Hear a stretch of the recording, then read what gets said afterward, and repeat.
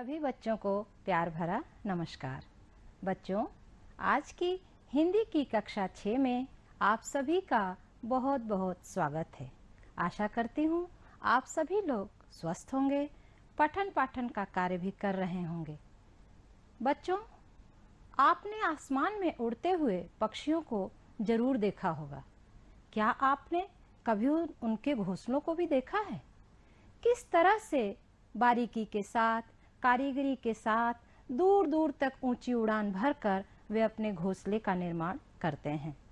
और लेकिन जब कोई आपदा, चाहे वह प्राकृतिक हो और चाहे मानव जनित, जब कोई आपदा आती है तो क्षण भर में ही उनका घोंसला टूटकर बिखर जाता है। लेकिन वे पक्षी कभी हार नहीं मानते, पुनः अपने नीड़ के निर्माण में, पुनः अपने घोंसले के निर्माण में लग जाते हैं। कुछ इसी तरह के भाव को लेकर आज की कविता हमारी है, जिसका शीर्षक है खग उड़ते रहना, जो कि हमारी पाठ्य पुस्तक मंजरी के पाठ 15 से ली गई है। इसके रचयिता श्री गोपाल दास नीरज सक्सेना जी हैं। इस कविता का शाब्दिक अर्थ होता है कवि की काव्यात्मक रचना या कवि की वह कृति जो श्रृंखलाओं में क्रमबद्ध रूप से बांधी गई हो। कविता में लय, तुक, छंद, रस और अलंकार होते हैं, इसलिए कविता गाई भी जा सकती है। इसलिए कविता बहुत रोचक भी होती है।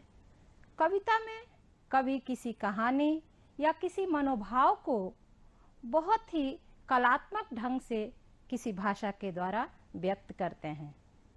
कविता का इतिहास बहुत पुराना माना जाता है।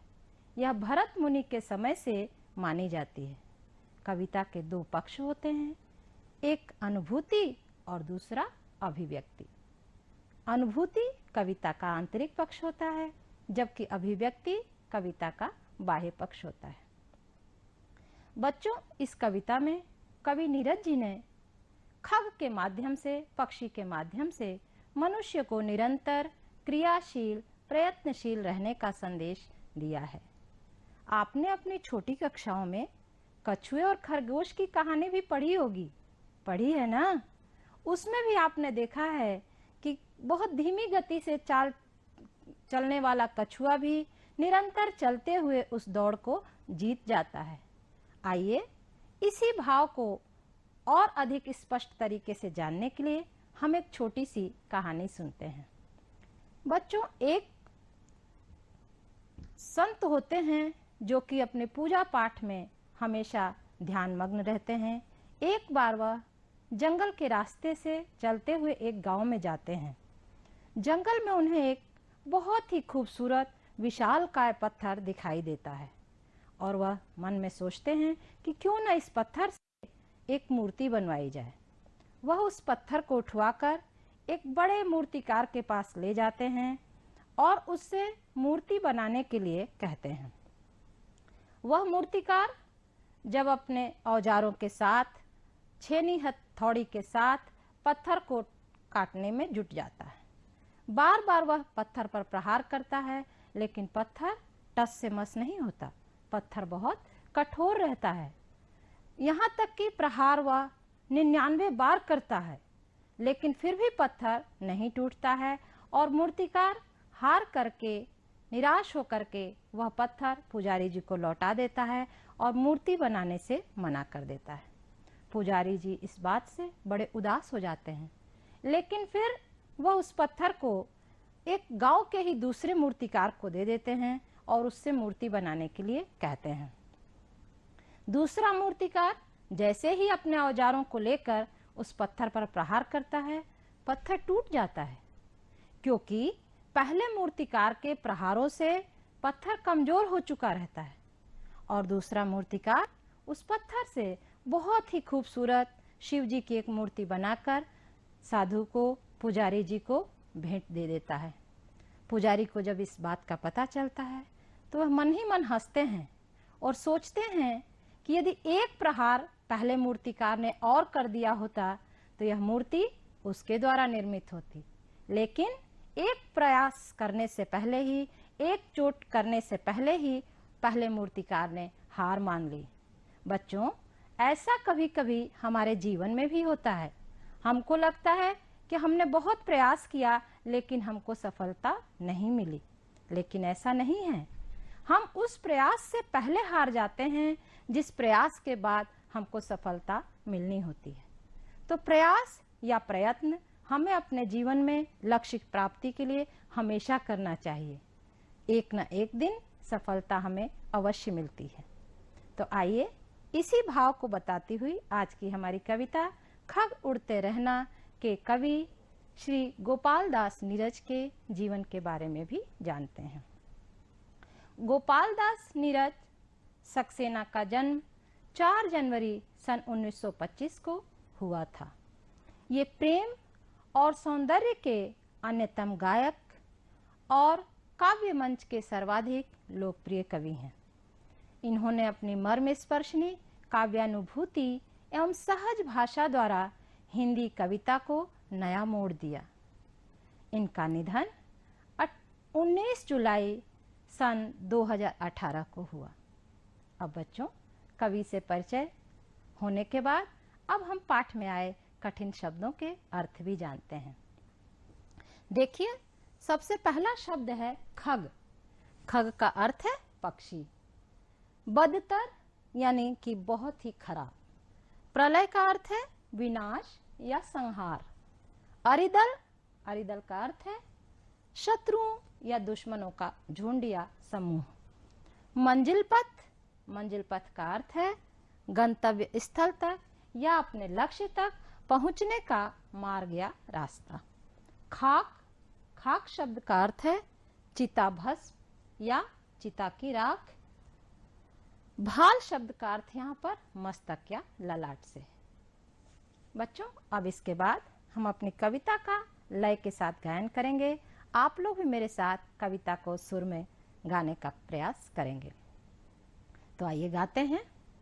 खग उड़ते रहे ना जीवन भर, खग उड़ते रहे ना जीवन भर, भूल गया है तू अपना पथ, भूल गया है तू अपना पथ, और नहीं पंखों में भी गति, और नहीं पंखों में भी गति, किंतु लौटना पीछे पथ पर, किंतु लौटना पीछे पथ पर, अरे मौत से भी है बदतर, अरे मौत से भी है बदतर, खग उड़ते रहे ना जीवन भर,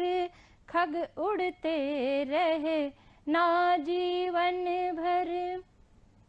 मत डर प्रलय झकोरों से तू, मत डर प्रलय झकोरों से तू, बढ़ आशा हल कोरों से तू, बढ़ आशा हल कोरों से तू, क्षण में अरिदल मिट जाएगा, क्षण में अरिदल मिट जाएगा, तेरे पंखों से पिस कर, तेरे पंखों से पिस कर, खग उड़ते रहे ना जीवन भर, खग उड़ते रहे ना जीवन भर। यदि तू लौट पड़ेगा थक कर, यदि तू लौट पड़ेगा थक कर, अंधड़ काल बवंडर से डर, अंधड़ काल बवंडर से डर, प्यार तुझे करने वाले ही, प्यार तुझे करने वाले ही, देखेंगे तुझको हंस हंस कर, देखेंगे तुझको हंस हंस कर, खग उड़ते रहे ना जीवन भर, खग उड़ते रहे ना जीवन भर। और मिट गया चलते चलते, और मिट गया चलते चलते, मंजिल पथ तय करते करते, मंजिल पथ तय करते करते, खाक चढ़ाए गाजग, खाक चढ़ाए गाजग, उन्नत भाल और आँखों पर, उन्नत भाल और आँखों पर, खग उड़ते रहे ना जीवन भर, खग उड़ते रहे ना जीवन भर, खग उड़ते रहे ना जीवन भर। बच्चों, आशा है आपको कविता बहुत पसंद आई होगी और आप भी लय के साथ इस कविता को घर पर गाने का प्रयास करेंगे। आइए अब हम कविता की पंक्तियों का भावार्थ समझने का प्रयास करते हैं। तो सबसे पहली पंक्तियां हैं, खग उड़ते रहना जीवन भर। तो देखिए, भूल गया है तू अपना पथ, भूल गया है तू अपना पथ, और नहीं पंखों में भी गति, और नहीं पंखों में भी गति, किंतु लौटना पीछे पथ पर, किंतु लौटना पीछे पथ पर, अरे मौत से भी है बदतर, अरे मौत से भी है बदतर, खग उड़ते रहना जीवन भर, खग उड़ते रहना जीवन भर। देखिए, सबसे पहले बच्चों हम कविता का संकेत लिखते हैं, जिसमें उन पंक्तियों में जिनका हम भावार्थ समझाने जा रहे हैं उसके प्रारंभिक शब्द और अंतिम शब्दों को लिखते हैं। उसके बाद कविता का में हम संदर्भ लिखते हैं, जिसके अंतर्गत हम लिखते हैं कि प्रस्तुत पंक्तियां हमारी पाठ्य पुस्तक मंजरी के पाठ 15 खग उड़ते रहना से ली गई हैं और इसके रचयिता श्री गोपाल दास नीरज सक्सेना जी हैं। प्रसंग इसके बाद लिखते हैं। प्रसंग के अंतर्गत हम वो बात लिखते हैं जो जिस भाव को कवि इन पंक्तियों में व्यक्त करते हैं। जैसे कि इन पंक्तियों में कवि कहते हैं कि पक्षी के माध्यम से मनुष्य को जीवन भर क्रियाशील रहने का संदेश दे रहे हैं। तो आइए अब कविता के भावार्थ को जानें कि कवि कहते हैं कि हे पक्षी, तुम जीवन भर उड़ते रहना। वैसे तुम चलते चलते थक गए हो, अपनी राह भूल चुके हो, इसलिए तुम्हारे पंखों की गति धीमी पड़ चुकी है। लेकिन तुम निराश मत होना, निराश होकर या हताश होकर पीछे लौटने के बारे में कभी मत सोचना, क्योंकि पीछे लौटने के बाद जो तुम्हारे साथ होगा वह समय, वह दिन मौत से भी बदतर होगा। इसलिए हे पक्षी, तुम जीवन भर उड़ते रहना। आइए इसके बाद हम अगली पंक्तियां देखते हैं। मत डर प्रलय झकोरों से तू, मत डर प्रलय झकोरों से तू, बढ़ आशा हलकोरों से तू, बढ़ आशा हलकोरों से तू, क्षण में अरिदल मिट जाएगा। बच्चों, यहाँ पर अरिदल का अर्थ है शत्रुओं का समूह या दुश्मनों का झुंड। तो क्षण में अरिदल मिट जाएगा, तेरे पंखों से पिसकर, खग उड़ते रहना जीवन भर, खग उड़ते रहना जीवन भर। इन पंक्तियों में कवि कहते हैं, देखिए संकेत हम लिखेंगे ऊपर, प्रारंभिक पंक्तियों के कुछ शब्द और उसके बाद अंतिम पंक्ति का शब्द। इसके बाद हम संदर्भ लिखेंगे जो कि पूर्वानुसार रहेगा कि ये पाठ हमारी पाठ्य पुस्तक मंजरी के पाठ 15 खग उड़ते रहना से लिया गया है और उसके रचयिता श्री गोपाल दास नीरज जी हैं। इसके बाद हम फिर प्रसंग लिखेंगे जिसमें हम वो भाव लिखेंगे जो कवि ने इन पंक्तियों में व्यक्त किया है। तो प्रस्तुत पंक्तियों में कवि मनुष्य को आशावादी रहने का संदेश दे रहे हैं।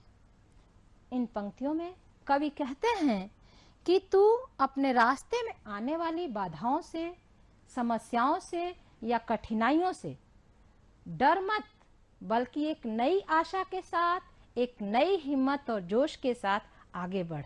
तेरे आगे बढ़ने से तेरे मार्ग में आने वाली कठिनाइयां, तेरे मार्ग में आने वाली बाधाएं तेरे साहस, उत्साह और आशा के पंखों से पिसकर ध्वस्त हो जाएंगी, समाप्त हो जाएंगी और तेरा रास्ता सरल हो जाएगा। इसलिए हे मनुष्य या हे पक्षी, तुम जीवन भर उड़ते रहना।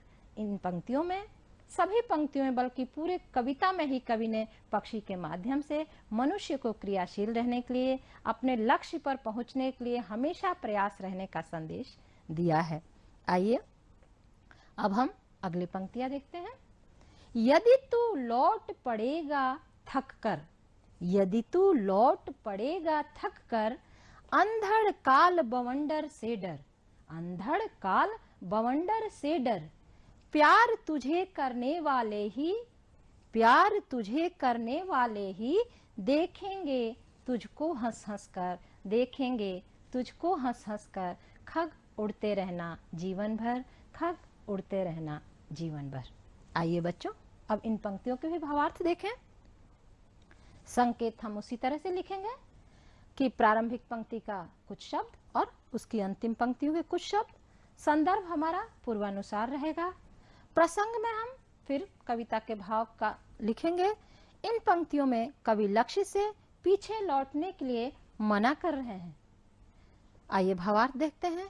इन पंक्तियों में कवि कहते हैं कि यदि तू अपने जीवन पथ की बाधाओं से, अपने जीवन की कठिनाइयों से, मार्ग में आने वाले दुश्मनों से डर कर या थक कर या निराश होकर, हताश होकर पीछे लौटता है, तो ये लोग, ये दुनिया जो तेरी अपनी है, जो तुझे प्यार करती है, वही तेरा मजाक बनाएगी, तेरा उपहास करेगी, तुम्हारा अपमान करेंगे। इसलिए हे पक्षी या पक्षी के माध्यम से हे मनुष्य, तुम अपने जीवन पथ से, अपने लक्ष्य से कभी भी पीछे मत लौटना। इस तरह के जीवन से अच्छा होगा कि तुम अपने कर्तव्य पथ पर चलते चलते मिट जाओ, चलते चलते समाप्त हो जाओ। इसलिए हे पक्षी, तुम जीवन भर उड़ते रहना। आइए अगली पंक्तियां देखते हैं। और मिट गया चलते चलते, और मिट गया चलते चलते, मंजिल पथ तय करते करते, मंजिल पथ तय करते करते, खाक चढ़ाएगा जग, खाक चढ़ाएगा जग, उन्नत भाल और आंखों पर, उन्नत भाल और आंखों पर, खग उड़ते रहना जीवन भर, खग उड़ते रहना जीवन भर। इन पंक्तियों में बच्चों अर्थ देखते हैं। संकेत हम पूर्वानुसार ही लिखेंगे कि जो पंक्ति है उसका प्रारंभिक शब्द और आखिरी शब्द। संदर्भ भी हमारा पूर्व के अनुसार ही होगा। प्रसंग में देखिए, इन पंक्तियों में कवि कहते हैं कि तू संघर्ष पथ पर मर कर भी अमर हो जाएगा। अर्थात कवि कहते हैं कि हे पक्षी, यदि तू अपने जीवन पथ पर अपने लक्ष्य को प्राप्त करते हुए, अपनी मंजिल को प्राप्त करते हुए चलते चलते समाप्त हो जाता है, क्रियाशील रहते हुए यदि मिट जाता है, तो इसमें दुख या निराशा की कोई बात नहीं, क्योंकि यह संसार तेरी मृत्यु को, तेरे समाप्त होने को वीर पुरुष की संज्ञा देगा और तेरे खाक को, खाक का अर्थ है यहाँ पर बच्चों चिता की भस्म, तेरी चिता की भस्म को सिर माथे से लगाएगा और तेरे आगे श्रद्धा से नमन करेगा। तेरी वीर गाथा को उसकी आने वाली पीढ़ियां भी गाएंगी, दोहराएंगी। इसलिए हे पक्षी, तुम जीवन के पथ पर लक्ष्य को प्राप्त करते हुए मिट जाने भले, लेकिन पीछे मत लौटना, ऐसा कवि इन पंक्तियों में संदेश दे रहे हैं। आशा है बच्चों आपको कविता का भावार्थ बहुत अच्छी तरह स्पष्ट हो गया होगा। आइए अब हम इसके बाद विचार करते हैं कुछ प्रश्नों पर। आपने कविता का भाव अच्छी तरह से यदि समझा है तो आप इन प्रश्नों के उत्तर भी आसानी से दे सकते हैं। आइए देखते हैं पहला प्रश्न। सबसे पहला प्रश्न है, मौत से भी बदतर क्या है? तो आपने देखा कि कविता की पहली ही पंक्तियों में था कि मौत से बदतर क्या है? पीछे लौटना। हम अपने जीवन पथ पर, संघर्ष पथ से यदि पीछे लौटते हैं तो वह समय, वह जीवन हमारा मौत से भी बदतर हो जाता है, क्योंकि लोग हमें कायर की दृष्टि से देखते हैं। दूसरा प्रश्न है, मार्ग में कठिनाई आने पर क्या करना चाहिए? तो आपने देखा कि कवि क्या संदेश दे रहे हैं, बताइए। बिल्कुल सही बता रहे हैं आप कि कवि कह रहे हैं कि यदि हमारे जीवन में कठिनाई आती है तो हमें नई आशा के साथ, नई उत्साह के साथ जीवन में आगे बढ़ना चाहिए और प्रयास करना चाहिए। अगला प्रश्न है कि जो लोग अपने लक्ष्य तक पहुंचने के प्रयास में समाप्त हो जाते हैं उनको संसार किस तरह सम्मान देता है? तो आपने देखा कि जो लोग अपने लक्ष्य को प्राप्त करते हुए मिट जाते हैं, समाप्त हो जाते हैं, लोग उसको वीर पुरुष की संज्ञा देते हैं, उसकी चिता की भस्म को अपने सिर माथे पर लगाते हैं और उसकी वीर गाथा को आने वाली पीढ़ियां गाती हैं।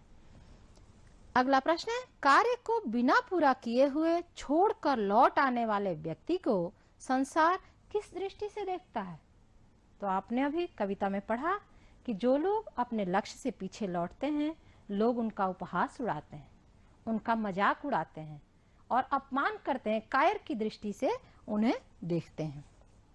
इसी कड़ी में अब हम बात करेंगे व्याकरण की, जिसके अंतर्गत पर्यायवाची शब्दों को जानेंगे। बच्चों, आपने इससे पहली कक्षाओं में भी पर्यायवाची शब्दों को पढ़ा होगा। पर्यायवाची शब्द यानी शब्दों का वह समूह जो एक दूसरे के पर्याय होते हैं, उन्हें हम पर्यायवाची शब्द कहते हैं। आइए कुछ शब्दों के पर्यायवाची शब्द जानते हैं। तो सबसे पहला शब्द है पक्षी। पक्षी के पर्यायवाची शब्द हैं खग, विहग, पंछी। अगला शब्द है आकाश। आकाश के पर्यायवाची अंबर, आसमान और गगन। अगला शब्द है धरती, जिसका पर्यायवाची है पृथ्वी, भूमि, धरा और वसुंधरा। अगला शब्द है हमारा पहाड़, जिसके पर्यायवाची शब्द हैं पर्वत, अचल, गिर। आइए अब हम समानार्थक शब्द जानते हैं। बच्चों, पर्यायवाची शब्द और समानार्थक शब्दों में बहुत थोड़ी सी भिन्नता होती है। समानार्थक शब्द वे शब्द जिनके अर्थ समान हो, जैसे कि देखिए पथ, पथ का समानार्थक शब्द है रास्ता। आशा, आशा का समानार्थक शब्द है उम्मीद। अरि, अरि का समानार्थक शब्द है शत्रु। आंख, आंख का समानार्थक है नेत्र। अब बच्चों हम बात करेंगे भाषा के ही अंतर्गत योजक चिन्हों की। जब कोई चिन्ह दो शब्दों को एक साथ जोड़ता है तो उसे हम योजक चिन्ह कहते हैं, क्योंकि योजक का अर्थ होता है जोड़ना। तो जिस चिन्ह के द्वारा दो शब्द जुड़ते हैं वे योजक चिन्ह कहलाते हैं। इनका प्रयोग 5 प्रकार से होता है। पहला, जब कहीं और शब्द हो तो और को हटाकर उन दो शब्दों को हम योजक के द्वारा जोड़ देते हैं, जैसे कि माता और पिता। तो हम और हटाकर माता योजक चिन्ह और पिता लिख देते हैं, माता पिता। भाई और बहन, तो यहाँ भी हम और हटाकर योजक चिन्ह के द्वारा जोड़कर भाई बहन लिख देते हैं। दूसरा प्रकार जो है पुनरुक्त शब्दों के लिए, यानी कोई शब्द यदि 2 बार आता है तो उसके बीच हम योजक चिन्ह का इस्तेमाल करते हैं, जैसे धीरे धीरे, छोटी छोटी, अलग अलग। तीसरा जो प्रकार है प्रयोग का वो है कि का के की के स्थान पर, जैसे कि देश का गान, तो वहां हम योजक चिन्ह लगाकर देश गान लिख देते हैं। इसी तरह चौथा प्रकार है तुलना के लिए। जैसे हम किसी चीज से किसी की तुलना करते हैं तो से, सा, सी का इस्तेमाल करते हैं और उसमें योजक चिन्ह का इस्तेमाल करते हैं। जैसे कि उसकी बोली कोयल सी मीठी है, तो कोयल सी के बीच हम योजक चिन्ह का इस्तेमाल करते हैं। उसका मुखड़ा चांद सा है, तो चांद और सा के बीच हम योजक चिन्ह का इस्तेमाल करते हैं। पांचवा जो प्रकार है वो है वाक्यांश के बीच में न और से आने पर, जैसे एक से बढ़कर एक, इसके बीच हम योजक चिन्ह का इस्तेमाल करते हैं। जैसे एक न एक, तो यहाँ भी हम योजक चिन्ह के द्वारा इन शब्दों को जोड़ते हैं। आइए हम देखते हैं कि यहाँ जो वाक्यांश आए हैं इनमें योजक चिन्हों का क्या अर्थ है। तो सबसे पहला है आशा हलकोरो, तो इसमें योजक चिन्ह का अर्थ है की। आशा की हलकोरो, तो की जगह यहाँ योजक चिन्ह का इस्तेमाल हुआ है। दूसरा है अरिदल, अरिदल, इसमें योजक चिन्ह का इस्तेमाल का के लिए हुआ है, यानी दुश्मनों का झुंड, शत्रुओं का समूह। तो का की जगह पर यहाँ पर योजक चिन्ह है। अगला है चलते चलते, तो यहाँ पर पुनरुक्त शब्द के लिए यानी एक ही शब्द दो बार आया है तो उसके लिए योजक चिन्ह का इस्तेमाल हुआ है।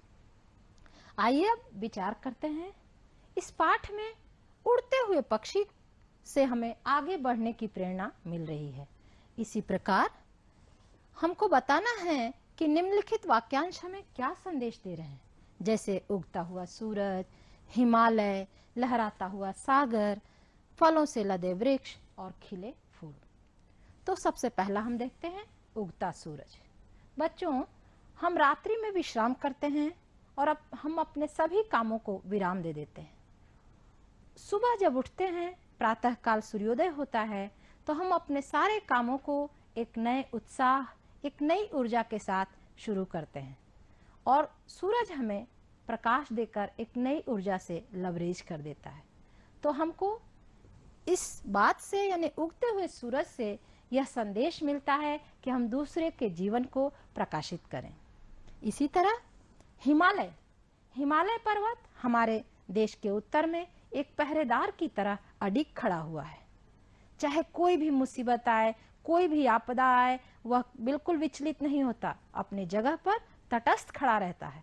तो यह हमें संदेश देता है कि किसी भी स्थिति में, किसी भी कठिनाई में, किसी भी विपत्ति में हमें घबराना नहीं चाहिए, बल्कि हिम्मत और जोश के साथ उसका सामना करना चाहिए। तीसरा है लहराता सागर। आपने देखा होगा सागर की लहरें हमेशा एक सुर में, एक धुन में लहराती रहती हैं। तो ये हमें संदेश देती हैं कि हमें हर स्थिति में जोश के साथ, उत्साह के साथ आगे बढ़ना चाहिए। अगला है फलों से लदे वृक्ष।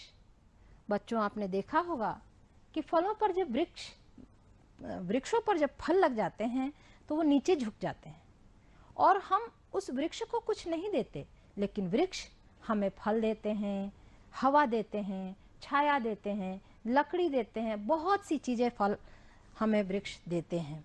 तो ये हमें संदेश देते हैं कि हम भी दूसरों को देना सीखें, यानी ये हमें विनम्र और परोपकारी होने का संदेश देते हैं। अगला है खिले फूल। आप सभी का मन करता है कि आप लोग बगीचे में जाएं, उपवन में जाएं, गार्डन में जाएं और वहां पर झूलें और खुश हो जाएं, क्योंकि वहां पर भौरे भी होते हैं, तितलियां भी होती हैं, रंग बिरंगे फूल भी होते हैं। तो यह हमारे को या हमारे जीवन को प्रसन्नचित्त कर देते हैं, खुश कर देते हैं। तो ये संदेश हमें ये दे रहे हैं कि हमें भी अपनी खुशियां दूसरों के साथ बांटनी चाहिए, ताकि हमसे मिलकर सामने वाला व्यक्ति प्रसन्न हो जाए। आइए अब बात करते हैं इस पाठ से हमें क्या सीख मिली। इस पाठ से हमें यह सीख मिलती है कि हमें अपने जीवन में निरंतर क्रियाशील रहना चाहिए। बच्चों, जीवन में कितनी भी मुश्किलें आए, उसका सामना हमें डट कर करना चाहिए। सफलता असफलता जीवन में लगी ही रहती है, लेकिन असफल होने पर हमें निराश या हताश कभी भी नहीं होना चाहिए। हमने देखा है कि कई पढ़े लिखे युवा मनचाहा रोजगार न मिलने से दुखी होकर, निराश होकर आत्मघाती कदम उठा लेते हैं, लेकिन ऐसा बिल्कुल नहीं होना चाहिए, क्योंकि हमारे जीवन का एकमात्र लक्ष्य रोजगार ही या नौकरी ही नहीं है। नौकरी नहीं तो व्यवसाय से ही। थॉमस एडिसन जब बल्ब का आविष्कार कर रहे थे तो उन्होंने 200 बार बल्ब बनाए और असफल हुए। लोगों ने उनका मजाक उड़ाया कि आप 200 बार असफल हुए, लेकिन जानते हैं थॉमस एडिसन ने क्या कहा? उन्होंने कहा कि मैं 200 बार असफल नहीं हुआ, बल्कि मैं 200 तरीके जानता हूँ जिससे बल्ब का निर्माण नहीं हो सकता। तो ये होता है बच्चों सोच का अंतर। मुझे बरबस ही सोहनलाल द्विवेदी जी की कविता की पंक्ति याद आ रही है कि लहरों से डर कर नौका पार नहीं होती, लहरों से डर कर नौका पार नहीं होती, कोशिश करने वालों की हार नहीं होती, कोशिश करने वालों की हार